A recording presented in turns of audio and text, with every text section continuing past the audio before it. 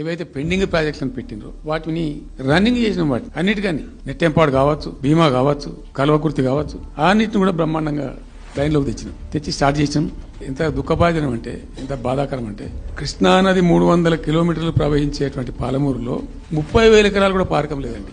RDS అన్ని కలిపి లేదు, అసలు రావు, నీళ్లు రావు, కాలువ లేదు, పొలం లేదు, ఏం లేదు.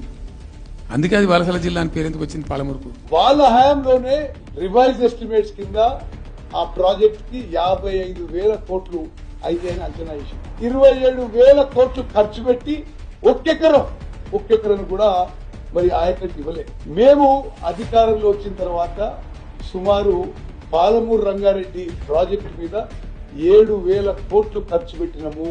పాలమూరు రంగారెడ్డి ప్రాజెక్టుతో సహా ఉమ్మడి మహబూబ్నగర్ జిల్లాలో కల్వకుర్తి, నెట్టెంపాడు, భీమా, కోయిల్ సాగర్ ప్రాజెక్టు పూర్తి చేయడానికి కట్టుబడి ఉన్నాము.